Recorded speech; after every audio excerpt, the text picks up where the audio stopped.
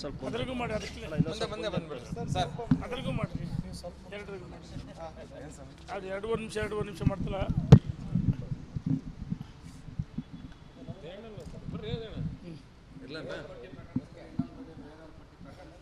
ಯಾವುದಣ್ಣ ಮಂಡಲ ಅಧ್ಯಕ್ಷರ ಆಯ್ಕೆ ನೋಡೋಣ.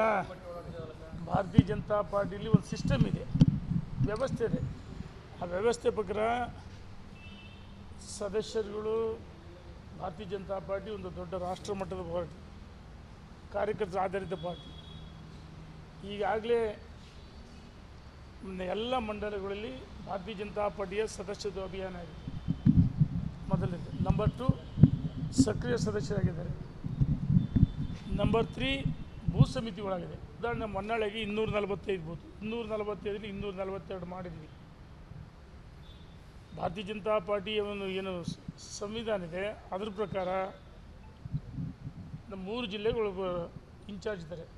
ಹೇಳ್ತೀವಿ ರಾಜ್ಯದಿಂದ ಚುನಾವಣಾ ಅಂದರೆ ಪಕ್ಷದ ಆಂತರಿಕ ಚುನಾವಣೆ, ಸ್ಟೇಟ್ ಬೇರೆ ಇರ್ತಾರೆ, 3 ಜಿಲ್ಲೆ ಇರ್ತಾರೆ. ದಾವಣಗೆರೆ ಜಿಲ್ಲೆಗೆ ಒಬ್ಬರು ಇದ್ದಾರೆ, ಮಂಡಲಕ್ಕೆ ಇನ್ಚಾರ್ಜ್ ಇರ್ತಾರೆ. ಅವರು ಕಾರ್ಯಕರ್ತರ ಮುಖಂಡರ ಅಭಿಪ್ರಾಯವನ್ನು ಪಡೆದು ಈಗಾಗಲೇ ಮಾಡಿದ್ದಾರೆ, ಘೋಷಣೆ ಆಗಿದೆ. ಅವರ ಸಮ್ಮುಖದಲ್ಲೇ ಅಪೇಕ್ಷಿತರು ಪಟ್ಟಿ ಹೆಸರುಗಳನ್ನು ನೋಂದಾಯಿಸಿದ್ರು. ಇವತ್ತು ಈಗಾಗಲೇ ಇದೇನು ಅಧ್ಯಕ್ಷರು, ಮಂಡಲ ಅಧ್ಯಕ್ಷರು ಪದಗ್ರಹಣ ಆಗಿದೆ. ಅದನ್ನು ಉಳಿದದ್ದನ್ನು ಯಾರು ಇನ್ಚಾರ್ಜ್ ಇದ್ದ ಅವ್ರು ನೋಡ್ಕೊಳ್ತಾರೆ. ಈ ಯಾರೋ ಸುಮ್ಮನೆ ದಾರಿಲಿ ಬೀದಿಗೆ ಹೋಗೋರಲ್ಲ, ಪಠ್ಯಾನ ಅಂತರ್ಗೆಲ್ಲ ಉತ್ತರ ಕೊಡೋಕೆ ಸಿದ್ದಲ್ಲ. ದಾರಿಲಿ ಬೀದಿಗೆ ಹೋಗೋ ಮಾಡ್ತವೆ.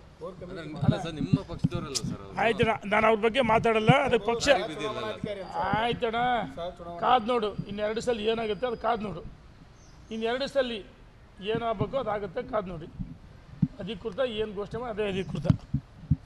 ವಿಜೇಂದ್ರ ಅವ್ರಿಗೆ ಅನುಭವ ಇಲ್ಲ, ರಾಜ್ಯಾಧ್ಯಕ್ಷ ಬದಲಾವಣೆ ಮಾಡಿ ಅಂತ ಕೇಳ್ತಿದ್ದಾರೆ ಸರ್. ಯಾರು ಹೇಳಿದ್ದಾರೆ? DP ಹರೀಶ್ ಅವರು ಹೇಳಿದ್ರು, ನಿಮ್ಮ ಯತ್ನಾಳ್ ಅವರು ಹೇಳಿದ್ರು, DP ಹರೀಶ್ ಅವರು ಹೇಳಿದ್ರು.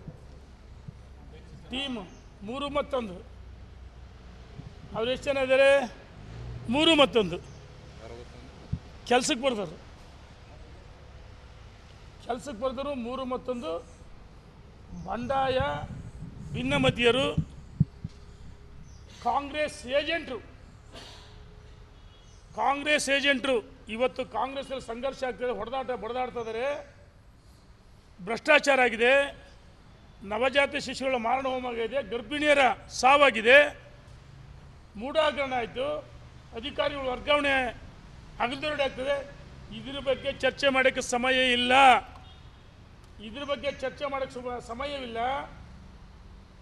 ಇವತ್ತು ಕಾಂಗ್ರೆಸ್ನವರು ಆದಿಲ್ ಬೀದಿಲಿ ಮಾತಾಡ್ತಾ ಇದ್ದಾರೆ, ಹೊಡೆದಾಡ್ತಾ ಇದ್ದಾರೆ. ಸರ್ಕಾರ ಅಸ್ಥಿರ ಆಗ್ತದೆ. ಇದ್ರ ಬಗ್ಗೆ ಚರ್ಚೆ ಮಾಡೋಕ್ಕೆ ಸಮಯವಿಲ್ಲ. ಅಂದರೆ ಕಾಂಗ್ರೆಸ್ನವರು ಅವರ ಬಡದಾಟ ವಿಷಯಾಂತರ ಮಾಡೋಕ್ಕೋಸ್ಕರ ಸುಪಾರಿ ಕೊಡ್ತಾರೆ. ಇಂಥವ್ರಿಗೆ ಸುಪಾರಿ ಕೊಡಿದರೆ ಪಕ್ಷದ ಆಂತರಿಕ ಚುನಾವಣೆ, ರಾಷ್ಟ್ರೀಯ ನಾಯಕರು, ನಮ್ಮ ಈ ಹಿಂದೆ ಮಧ್ಯಪ್ರದೇಶದ ಮುಖ್ಯಮಂತ್ರಿಗಳಾಗಿ 3 ಬಾರಿ, ಇವತ್ತು ಕೃಷಿ ಸಚಿವರು ಕೇಂದ್ರದಲ್ಲಿ ಶಿವರಾಜ್ ಸಿಂಗ್ ಚೌಹಾಣ್ರವರು ರಾಜ್ಯದ ಎಲ್ಲ ಮಾಹಿತಿಯನ್ನು ಪಡ್ತಾರೆ. ಯಾವ ಸಮಯದಲ್ಲಿ ಕರ್ನಾಟಕ ಬಂದು ಅಭಿಪ್ರಾಯವನ್ನು ಸಂಗ್ರಹಿಸಿ, ಆಂತರಿಕ ಚುನಾವಣೆ ಅಷ್ಟೇ, ಚುನಾವಣೆ ಆಗಲ್ಲ, ಅಭಿಪ್ರಾಯವನ್ನು ಸಂಗ್ರಹಿಸಿ ವಿಜೇಂದ್ರ ಅವರು 1 ವರ್ಷ ಆಯಿತು ರಾಜ್ಯದ ಅಧ್ಯಕ್ಷರಾಗಿ. ಕಾರ್ಯಕರ್ತರ ಮನೆ ಬಾಗಿಲಿಗೆ, ಭೂ ಸಮಿತಿ ಅಧ್ಯಕ್ಷರ ಮನೆ ಬಾಗಿಲಿಗೆ ಸಂಘಟನೆ ಮಾಡಿದ್ದಾರೆ. ಸಂಘಟನಾ ಪರ್ವ ಯಶಸ್ವಿಯಾಗಿದೆ.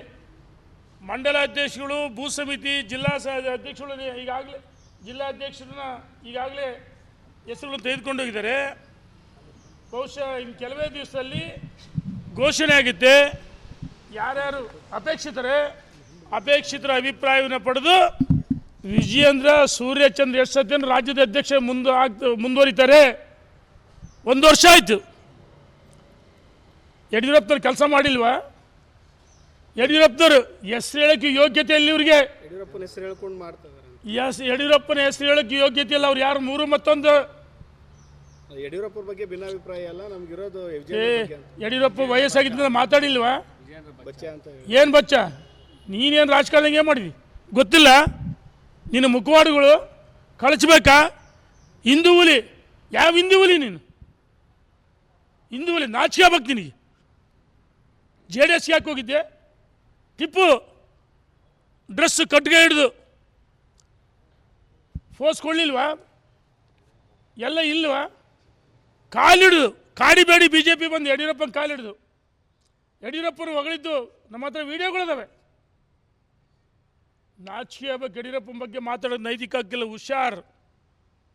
ನಾವು ಭಾಳ ತಾಳ್ಮೆಯಿಂದ ಇದ್ದೀವಿ. ನಾವು ಸೇರ್ತೀವಿ, ಚರ್ಚೆ ಮಾಡ್ತೀವಿ, ದಿಲ್ಲಿಗೆ ಹೋಗ್ತೀವಿ.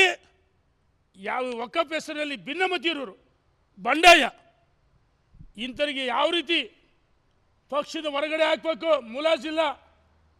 ನೋಡಿ, ಕಾಂಗ್ರೆಸ್ಸು ಬಡದಾಟ ಮಾಡಿದ್ರು. ಹಾಸನದಲ್ಲಿ ಸ್ವಾಭಿಮಾನ ಸಮಾವೇಶ ಅಂತ ಮಾಡಿದರು.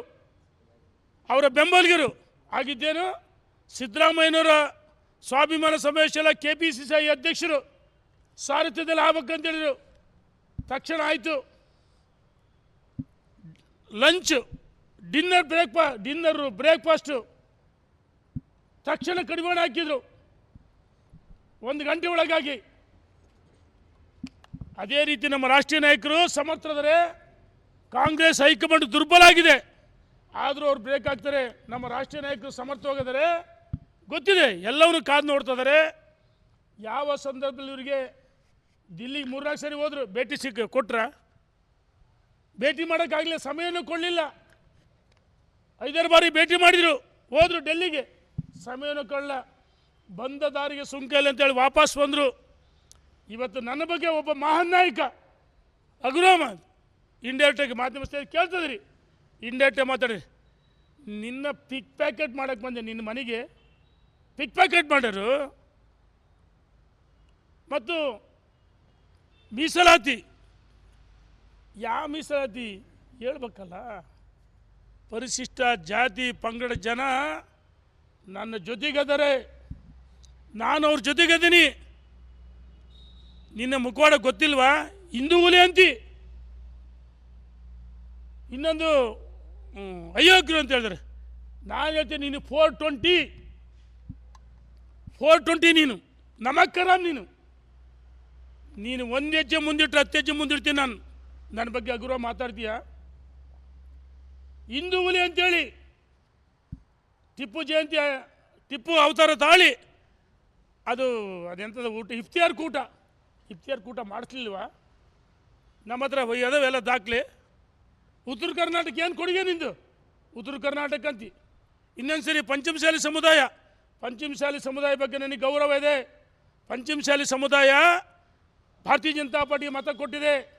2 ಜನ ಶ್ರೀಗಳ ನೇತೃ ಪಾದಯಾತ್ರೆ ನಾನು ಹೋಗಿದ್ವಿ. ವೀರಶೈವ ಎಲ್ಲ ಉಪಪಂಗಡಗಳಿಗೆ ಕೇಂದ್ರದ OBC ಕೊಡಬೇಕಂತೇಳಿ ಯಡಿಯೂರಪ್ಪನವ್ರ ಕ್ಯಾಬಿನೆಟ್ ಅಡಿಷನಲ್ ಅಜೆಂಡಾ ತಂದಾಗ ಯಾವುದೋ ಕಾರಣಕ್ಕೆ ರದ್ದಾಯಿತು. ಅವತ್ತೆಲ್ಲಿ ಹೋಗಿದ್ದೆ? ವೀರಶೈವ ಲಿಂಗಾಯತರು ಪರ OBC ಕೊಡ್ಸಕ್ಕೆ ನಿನ್ನ ಧ್ವನಿ ಎಲ್ಲೋಗಿತ್ತು? ಅವತ್ತ್ಯಾಕಪ್ಪ ಮಾತಾಡಲಿಲ್ಲ? ಯಡಿಯೂರಪ್ಪ ಪ್ರಶ್ನಾತೀತ ನಾಯಕ. ವೀರಶೈವ ಲಿಂಗಾಯತ ಒಳಪಂಗಡಗಳು ಪಂಚಮಸಾಲಿ ಸಮುದಾಯ ಒಳಗೊಂಡಂತೆ ಪರಿಶಿಷ್ಟ ಜಾತಿ ಪಂಗಡ ಹಿಂದುಳಿದ ವರ್ಗ ಎಲ್ಲ ವರ್ಗಗಳಿಗೆ ಸಾಮಾಜಿಕ ನ್ಯಾಯ ಕೊಟ್ಟರು. ಯಡಿಯೂರಪ್ಪ ಮಾಸ್ ಲೀಡರ್, ಜಾತ್ಯತೀತ ನಾಯಕ, ಪ್ರಶ್ನಾತೀತ ನಾಯಕ. ಅವ್ರ ಬಗ್ಗೆ ಅಗುರಗ ಮಾತಾಡ್ತೀಯಾ? ನನಗೆ ಮೀಸಲಾತಿ, ನಾನೇನು ಅವ್ರಿಗೆ ಅನ್ಯಾಯ ಮಾಡಿದ್ದೀನಿ? ನನ್ನ ಕುಟುಂಬ ಸದಸ್ಯರಿಗೆ ಯಾವುದೋ ನನ್ನ ಮಗಳಿಗೆ ಆಗಿತ್ತು, ಅದನ್ನು ನನಗೆ ಅವಶ್ಯಕತೆ ಇಲ್ಲ ಅಂತ ವಾಪಸ್ ಕೊಡ್ತೀನಿ. ನಾನು ಇನ್ನೊಬ್ಬರ ತಟ್ಟೆ ಅನ್ನ ಕಸ್ಕೊಳ್ತಕ್ಕಂಥಲ್ಲ. ಹಸಿದವನಿಗೆ ಅನ್ನ ಹಾಕಿದ ಕೈ ಇದು. ನನ್ನ ತಾಯಿ ಸಂಸ್ಕಾರ ಕಲಿಸ್ಕೊಡ್ದಾಳೆ. ನಿನ್ನಂಥ ವಿಕೃತ ಮನಸ್ಸಿಲ್ಲ. ವಿಕೃತ ಮನಸ್ಸಿನವ್ರು ಹೇಳ್ತೀನಿ ನೋಡಿ, ಸಮಾಜಕ್ಕೂ ಅನ್ಯಾಯ ಮಾಡಿದಲ್ಲಪ್ಪ. 2A ಮೀಸಲಾತಿ ಕೊಡಿಸ ಪರಮ ಪೂಜ್ಯರು ಸಮಾಜದ ಜನ ಬೆಳಗಾವಿನಲ್ಲಿ ಹೋರಾಟ ಮಾಡಿದರು. ಲಾಠಿ ಚಾರ್ಜ್ ಆಯಿತು. ಈ ಮನುಷ್ಯ ಏನು ಹೇಳಿಕೆ ಕೊಟ್ಟರು? ನಾವು ನಮ್ಮ ಸಮುದಾಯಕ್ಕೆ 2A ಮೀಸಲಾತಿ ಕೇಳಿಲ್ಲ. ಇದು ಸಮುದಾಯಕ್ಕೆ ಮಾಡಿದ ಅಪಮಾನ ಅಲ್ವಾ? ಅವಮಾನ ಅಲ್ವಾ? ಪರಮ ಪೂಜ್ಯರಿಗೆ ಅವಮಾನ ಮಾಡಲಿಲ್ಲವ ನೀವು? ಯಾವ ಸಮುದಾಯ 2A ಮೀಸಲಾತಿ ಕೇಳಿಲ್ಲ? 102 ಸಮಾಜಕ್ಕೆ ಅನ್ಯಾಯ ಆಗುತ್ತೆ. ನಾ 2A ಮೀಸಲಾತಿನ ಕೇಳಿಲ್ಲ ಅಂದರೆ ಸಮಾಜವನ್ನು, ಹಿಂದುತ್ವವನ್ನು ಮತ್ತು ಉತ್ತರ ಕರ್ನಾಟಕ ದುರ್ಬಳಕೆ ಮಾಡ್ಕೊಳ್ತಿ.